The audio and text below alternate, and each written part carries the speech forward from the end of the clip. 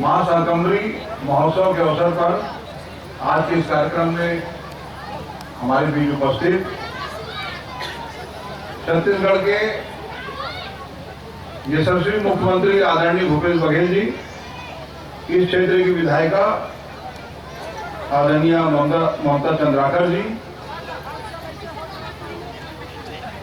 कवर्धा विधानसभा के पूर्व विधायक भाई योगेश्वर राज जी, भाई लालजी चंद्रवंशी जी, पटेल समाज के हमारे सम्मानित अध्यक्ष सीताराम पटेल जी, कन्हैया अग्रवाल जी, शिव कुमार चंद्रवंशी जी, हमारे ब्लॉक कांग्रेस कमेटी के अध्यक्ष, हमारे जिला कांग्रेस कमेटी के सम्मानित अध्यक्ष, मंच पर उपस्थित सभी सम्मानित अतिथिगण, आसपास से आए हुए सभी सम्मानित ग्रामवासी भाइयों, माताओं, बहनों, देवियों, सज्जनों। छत्तीसगढ़ में चुनाव के पहले कांग्रेस पार्टी की तरफ से जो भी बात कही गई, लोगों को लगता था कि ये वायदा पूरा हो पाएगा कि नहीं हो पाएगा। लेकिन छत्तीसगढ़ में आदरणीय भाई भूपेश बघेल जी के मुख्यमंत्री बनने के बाद आज गर्व के साथ हम कह सकते हैं कि जो हम कहते हैं वो करते हैं।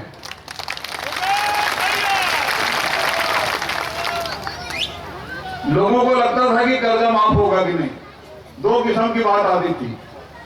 जिला सहकारी बैंक सोसाइटी का कर्जा माफ हुआ तो लोगों ने कहना शुरू कर दिया, भारतीय जनता पार्टी के लोगों ने, कि खाली सहकारी बैंकों का हुआ, कॉमर्शियल बैंक का कर्जा तो सरकार माफ करने वाली नहीं है। जैसे ही विधानसभा का बजट सत्र प्रारंभ हुआ, पहले 5,200 करोड़ रुपया जिला सहकारी बैंक समितियों का कर्जा माफ किया गया और उसके बाद 5,000 करोड़ का कर्जा कॉमर्शियल बैंक का माफ कर दिया गया।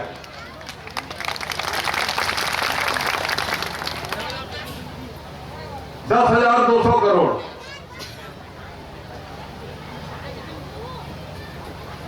₹2,500 प्रति क्विंटल धान खरीदी यदि पूरे देश में किसी राज्य ने किया है तो वो इकलौता छत्तीसगढ़ राज्य है, माननीय भूपेश बघेल जी के नेतृत्व में। सबसे अधिक धान का कीमत देने वाली सरकार छत्तीसगढ़ की सरकार। खाली कवर्धा जिले के बारे में जब मैं आपको बताना चाहता हूं कि जो ऋण माफी हुई है, 95,000 किसानों का 558 करोड़ रुपए का ऋण माफी किया गया है।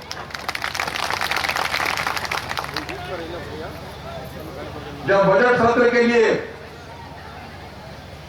उसकी तैयारी के लिए इनको बताया गया कि पैसा कितना लगेगा, सभी को 35 किलो चावल देना है।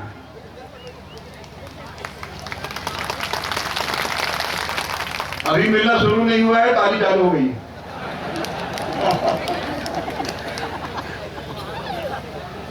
पैसा कहां से आएगा, इसकी तैयारी के लिए जब आदरणीय भूपेश बघेल जी के नेतृत्व में बैठक हुआ, मैं खुद खाद्य मंत्री हूं, मैंने बताया कि हमको 4,800 करोड़ रुपए की जरूरत होगी।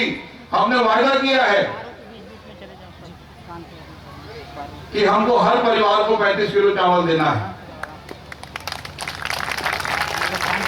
अधिकारियों ने कहा कि 10,200 करोड़ का कर्जा माफी और 20,000 करोड़ का धान खरीदी हो चुका, 4,800 करोड़ कहां से आएगा।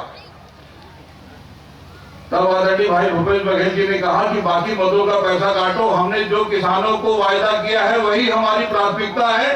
4,800 करोड़ लगता है तो इनको दो।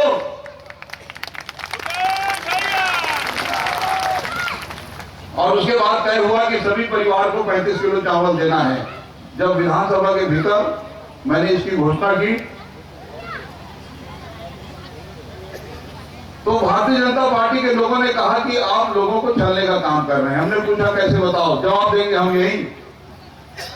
उन्होंने कहा कि 7 किलो प्रति व्यक्ति कार्ड में मिलता है, 7 व्यक्ति है तो 35 किलो तो मिल जाएगा, लेकिन यदि इससे ज्यादा हुए तो क्या होगा, क्या उनको 35 किलो में सीमित करोगे। विधानसभा में हमने इस बात की भी घोषणा की है कि हम राशन कार्डों का युक्तिकरण करेंगे। यदि ज्यादा सदस्य संख्या है तो 7 किलो प्रति व्यक्ति के हिसाब से बढ़ा के देंगे। चिंता करने की कोई बात नहीं।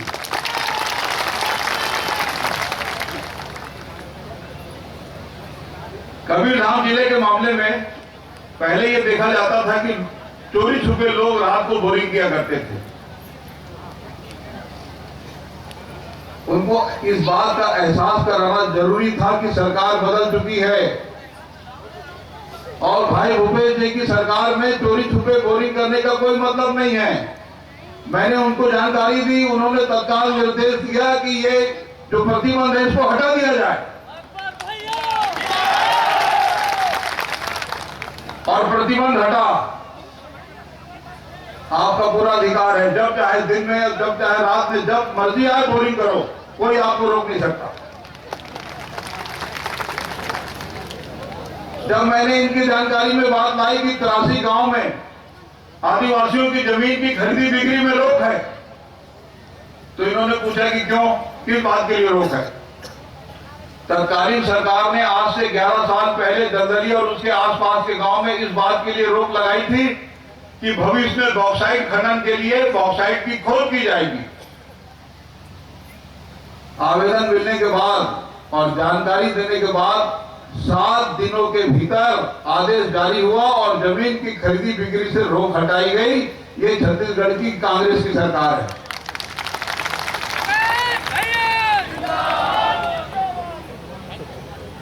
चुनाव के पहले हमने वादा किया, बहुत बड़ा आंदोलन टाइगर रिजर्व को लेकर हुआ। हमारे पूरे आदिवासी समाज के पूरे भाई वनवासियों के साथ बहुत बड़े पैमाने पर कवर्धा में हमने धरना दिया।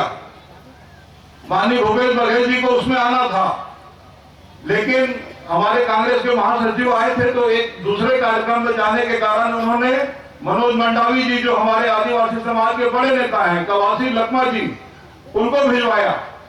उस दिन हमने कवर्धा में भरी सभा में वायदा किया था कि आज हम आपके साथ संघर्ष कर रहे हैं, लेकिन आने वाले समय में आपके सहयोग और आशीर्वाद से कांग्रेस की सरकार बनी तो हम इस टाइगर रिजर्व को नहीं बनने देंगे। और विधानसभा में जिस दिन बजट पारित हुआ वन विभाग का, आदरणीय भूपेश बघेल जी के उपस्थिति में इस बात की घोषणा की गई कि कबीरधाम जिले में भोरमदेव टाइगर रिजर्व नहीं बनेगा। जो छत्तीसगढ़ की सरकार वर्तमान में सरकार है, इसके पहले 5 साल तक हमने संघर्ष किया, जनता में विश्वास पैदा किया गया और जो सरकार गई उसके नकारात्मक पहलू को उजागर करने के लिए प्रदेश अध्यक्ष के नाते आदरणीय भूपेश जी ने लगातार संघर्ष किया। हम सब ने उनका साथ दिया और हम जनता को ये बताने में कामयाब हुए, जनता का विश्वास जीतने में कामयाब हुए, जिसका परिणाम ये निकला कि पूरे छत्तीसगढ़ में सर्वाधिक 68 सीट कांग्रेस पार्टी को मिली। 3/4 बहुमत के साथ कांग्रेस अपना सरकार बना पाई। मैं तो आप सबको धन्यवाद भी दूंगा, आपके प्रति आभार भी व्यक्त करता हूं कि कवर्धा जिले में पंडरिया कवर्धा दोनों में भारी मतों से आपने कांग्रेस को जिताया। आप सबका आशीर्वाद मिला और कवर्धा के मामले में तो विशेष तौर पर आप धन्यवाद के पात्र हैं। 5 राज्यों के चुनाव में सर्वाधिक मतों से कांग्रेस पार्टी कहीं से चुनाव जीती है तो वो कवर्धा विधानसभा से।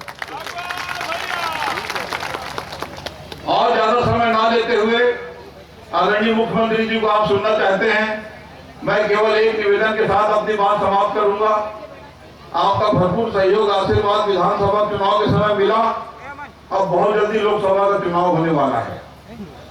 2 महीने के भीतर जितना कांग्रेस की सरकार कर सकती थी, कांग्रेस की सरकार ने किया। जब गांव में हम लोग जाते थे और नारा लगना शुरू होता था कि किसानों का कर्जा माफ, तो जनता के तरफ से आवाज आती थी बिजली का बिल हाफ, और बिजली बिल हाफ करने के बारे में भी निर्णय लिया जा चुका है और तत्काल ये प्रक्रिया भी प्रारंभ कर दी जाएगी। केवल एक निवेदन के साथ कि आपका भरपूर सहयोग आशीर्वाद जैसे विधानसभा में मिला है, 2 महीने में जितना हो सकता था सरकार ने काम करके दिखाया, मुख्यमंत्री जी ने काम करके दिखाया, बड़े बड़े फैसले लिए। अब फैसला आपको लेना है, आपकी बारी है। आदरणीय राहुल गांधी जी ने पूरा 11 लोकसभा सीट जिताने की जिम्मेदारी आदरणीय भूपेश बघेल जी को सौंपी है। तो आप उनका साथ देंगे कि नहीं बताइए? तो हाथ उठा के बताओ।